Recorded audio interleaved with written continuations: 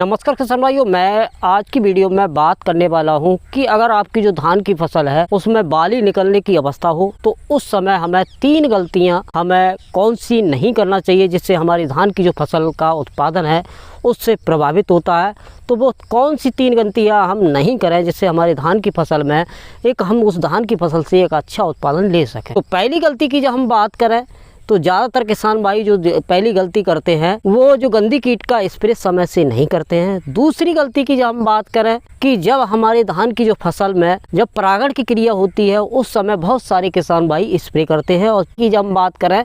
कि जब हमारे धान की जो फसल है उसमें बालियाँ निकल आती है उस समय सिंचाई का विशेष ध्यान रखें। यानी कि किसान भाई उस समय सिंचाई है उसमें बहुत ही ज़्यादा पानी लगा कर करते हैं। यह जो 3 गलतियां करते हैं। तो पहली गलती के बारे में हम जानने से पहले जो किसान भाई हमारे चैनल पर नए आए हुए हैं जिन्होंने धान की क्रॉप कर रखी है वो हमारे चैनल को सब्सक्राइब अवश्य करना है, ऑल नोटिफिकेशन पर क्लिक करना है जिससे आने वाली वीडियो का आपको तुरंत नोटिफिकेशन किसान भाइयों मिल सके। किसान भाइयों, अगर हमारे टेलीग्राम ग्रुप में जुड़ना चाहते हैं, अगर हमारे व्हाट्सअप ग्रुप में जुड़ना चाहते हैं तो नीचे लिंक डिस्क्रिप्शन में दिया हुआ है, वहाँ से जाकर आप हमारे टेलीग्राम ग्रुप में और व्हाट्सएप ग्रुप में जुड़ सकते हैं और मैसेज के माध्यम से हमसे जानकारी खेतीबाड़ी से संबंधित प्राप्त कर सकते हैं। किसान भाइयों, ज़्यादा कुछ ना भटकाते हुए आते हैं मेन टॉपिक पर।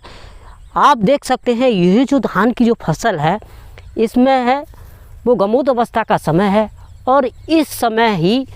जब आपके 1-2% जब आपकी बाली निकला है उसी समय आप गंदी कीट का जो है स्प्रे कर सकते हैं। यह जो स्टेज है,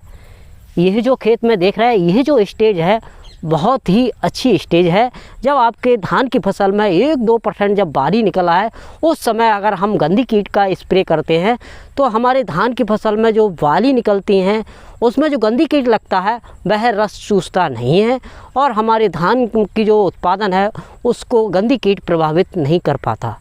तो हमें गंदी कीट कंट्रोल करने के लिए स्प्रे में दवा की जब हम बात करें तो गंदी कीट कंट्रोल करने के लिए आप एसिटामिप्रिड 20% एसपी फॉर्म में आता है, इसे 100 ग्राम प्रति एकड़ के अनुसार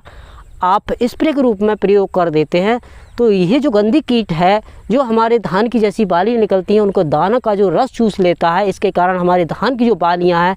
उसके दाने हैं सफ़ेद सफ़ेद दिखाई देते हैं और वह दाने खाली रह जाते हैं। इसके कारण हमारा उत्पादन है बहुत ज़्यादा प्रभावित होता है। इस गंदी कीट का ये जो दवा हमने बताई उसको लगा देते हैं तो ये गंदी कीट है कंट्रोल हो जाता है। कुछ किसान भाई ज़्यादातर गलती करते हैं कि जब हमारे धान की जो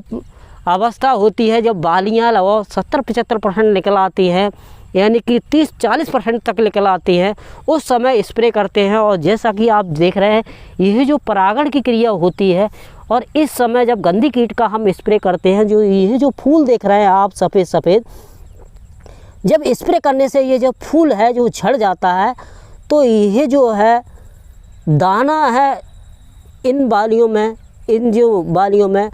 हमें कम बनता हुआ दिखाई देता है। क्योंकि जब परागण की क्रिया हो रही होती है उस समय अगर हम गंदी कीट का स्प्रे करते हैं और यह जो स्प्रे के कारण यह है फूल झड़ जाता है तो हमारे जो धान की फसल में लाभ के बजाय हानि हो सकती है। तो हमें विशेष ध्यान रखना चाहिए कि गंदी कीट का जो स्प्रे करें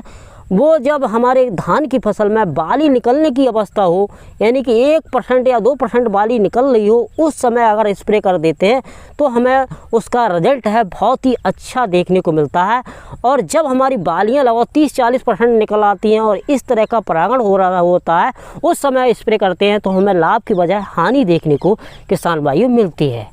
और विशेष ध्यान रखना चाहिए कि जैसा कि आप इस खेत में देख रहे हैं इस खेत में ज़्यादातर आपको 90% जो है बाली निकल चुकी है और इसमें परागण की क्रिया है, सफ़ेद सफ़ेद फूल दिख रहा है, परागण की क्रिया इसमें हो रही है। अगर इस स्थिति पर हम कोई भी स्प्रे करते हैं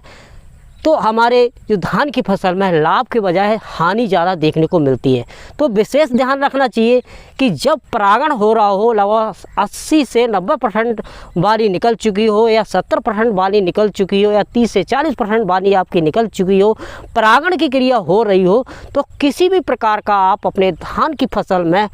स्प्रे कदापि नहीं करें। क्योंकि इस समय अगर हम स्प्रे कर देते हैं तो परागण की जो क्रिया होती है बाधित होती है। जो सफ़ेद सफ़ेद जो फूल होता है वह जब झड़ जाता है तो हमारे जो वालियों में है जो दाना है वो कम देखने को मिलता है, क्योंकि जब कम बनेगा, जब फूल बैठेगा नहीं तो जो दाना है वो कम बनेगा,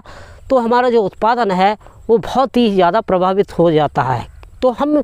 विशेष ध्यान रखें कि जब परागण की क्रिया हो रही हो और हमारे धान की फसल में 20% या 40% जब हमारा जो है बालियाँ निकल चुकी हों धान की फसल से और परागण की क्रिया हो रही हो, उस समय हमें किसी भी प्रकार का, किसी भी फंजीसाइड का स्प्रे नहीं करना चाहिए। अगर स्प्रे कर देते हैं तो हमारे धान की फसल में लाभ के बजाय हानि ज़्यादा देखने को किसान भाइयों मिलती है। और तीसरी मेन गलती ज़्यादातर किसान भाई करते हैं कि जब जो देख रहे हैं कि इस तरह की जो पूर्णतः बाली निकल चुकी हो तो हमें अपने धान की फसल में पानी भर भर कर नहीं लगाना चाहिए।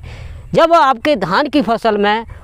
बाली निकल आई हो उस समय खाली नमी ही बनाए रखें, ज़्यादा पानी भरकर आप अपने धान की फसल में नहीं लगाएं। अगर ज़्यादा पानी भरकर अगर आप अपने धान की फसल में लगाते हैं तो जो आपका बाली निकल आती है उसका वजन जब होता है, जब हवा चलती है तो हमारे धान की जो फसल है गिर भी सकती है। तो विशेष ध्यान रखें कि जब आपके धान की फसल में, जैसा कि आप वीडियो में देख रहे हैं, इस तरह की अगर आपके पूर्णतः बाली निकल आई हो तो उस समय खाली आप खेत में नमी ही बनाए रखें, ज़्यादा पानी भर के किसान भाइयों नहीं लगाएं। तो यह जो 3 गलतियां अगर आप अपने धान की फसल में मेरे बताए अनुसार नहीं करते हैं तो किसान भाइयों उम्मीद करता हूं कि आप उस धान की फसल से एक अच्छा उत्पादन लेने में कामयाब हो सकते हैं। किसान भाइयों आप हमें कमेंट बॉक्स में कमेंट करके अवश्य बताएं कि हमारा ये सुझाव है आपको किस तरह का लगा। अगर यह सुझाव आपको अच्छा लगा हो तो अन्य किसानों में भी ज़्यादा से ज़्यादा इस सुझाव को शेयर करें और कमेंट बॉक्स में कमेंट अवश्य करें। और अधिक जानकारी जानना चाहते हैं और किसी क्रॉप से संबंधित अधिक जानकारी जानना चाहते हैं तो कमेंट बॉक्स में कमेंट करके हमसे पूछ सकते हैं। बाकी हमारे व्हाट्सएप ग्रुप और टेलीग्राम ग्रुप में जुड़कर हमसे मैसेज के माध्यम से जानकारी ले सकते हैं। तो किसान भाई फिर मिलते हैं एक नई जानकारी के साथ नई वीडियो में, तब तक के लिए जय किसान जय जवान।